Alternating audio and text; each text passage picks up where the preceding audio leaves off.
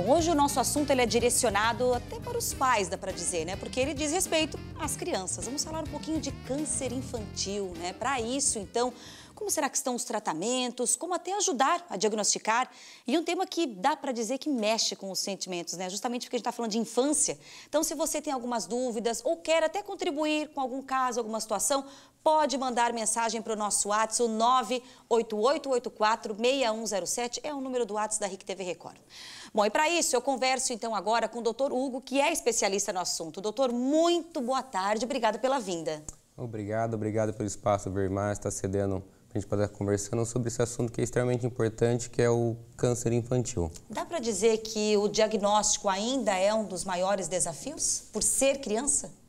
O diagnóstico sempre deve passar, na verdade, sobre o profissional de saúde, também aos pais, pois é raro, na verdade, a criança ter o câncer.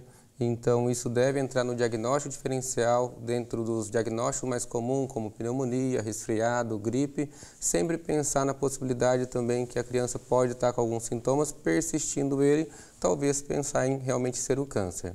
Bom, quando é fase adulta, muitas vezes está atrelado aos hábitos de vida, né, não saudáveis, que podem acarretar, ser um dos grandes motivos para acarretar um câncer. E quando é criança, a medicina, o quanto já evoluiu para saber o que pode causar, o que pode vir a ser o câncer infantil? Muito legal a pergunta, que diferente realmente do público adulto, que tem a causa que é consequência, a maioria das vezes, de algum hábito, do tabagismo, do erro alimentar, ou então da exposição ambiental.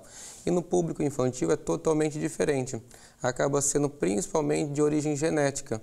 É algo que ela vem e acaba desenvolvendo por si só. Ela não tem tempo de exposição a algum fator ambiental que possa desenvolver.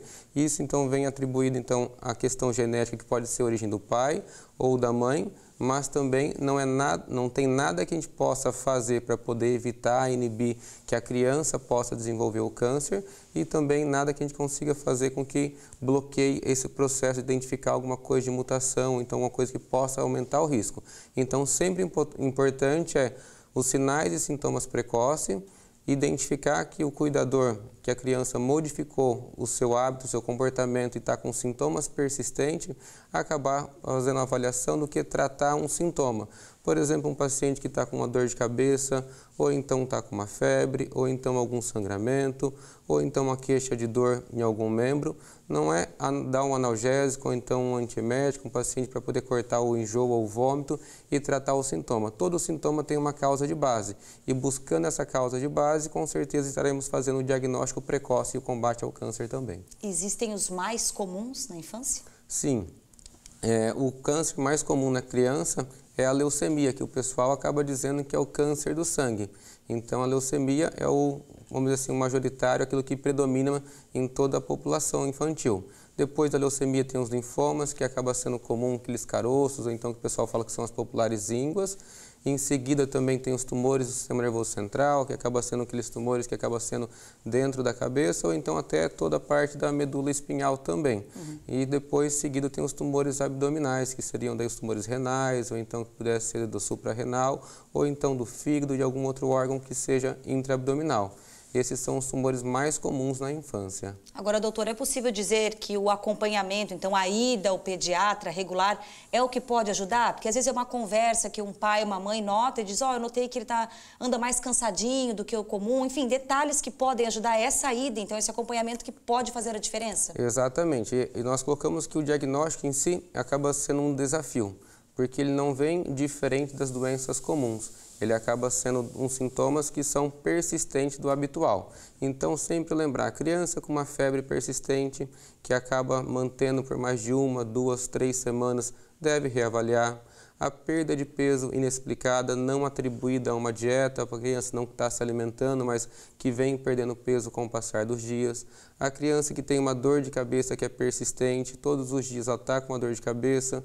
Às vezes o despertar noturno, que está dormindo tranquilo e acaba acordando no meio da noite com uma dor de cabeça também, acaba sendo um outro sinal. Também os sintomas que são de anemia, que seria o cansaço, então a sonolência, aquela criança que acaba tendo atividade, que tinha energia para poder fazer tudo, que fica um pouco mais debilitada e deixa de ter essa energia completa. Também os pequenos sangramentos, que são aquelas pancadas, os pequenos hematomas que são comuns da infância, mas a intensidade deles, a frequência deles também acabam chamando a atenção. A dor que o pessoal muitas vezes atribui à dor do crescimento, que acaba sendo comum também e é uma doença que é benigna e transitória e passageira. Então a dor que é persistente, a criança que caminhava de forma habitual e normal sempre está se queixando com uma dor na coxa ou no joelho ou na perna, e essa dor persistindo acaba sendo um outro sintoma de alerta também. E independente, ninguém conhece melhor os filhos do que os próprios cuidadores. Identificando que modificou o comportamento habitual da criança, exige, vamos dizer assim, um diagnóstico. Certo. E não, vamos dizer assim, amenizar um sintoma e empurrando, como popularmente o pessoal fala, com a barriga. Vamos identificar que realmente hoje a taxa de cura do combate ao câncer é muito alta, mais de 80% das crianças hoje têm cura, têm tratamento e acesso disponível de forma rápida, então o combate precoce com certeza modifica bastante o impacto da doença contra o câncer. É isso aí, quanto antes melhor. Doutor, muito obrigada pela vinda aqui, pelos esclarecimentos, viu? Uma ótima tarde. Eu agradeço. Obrigado.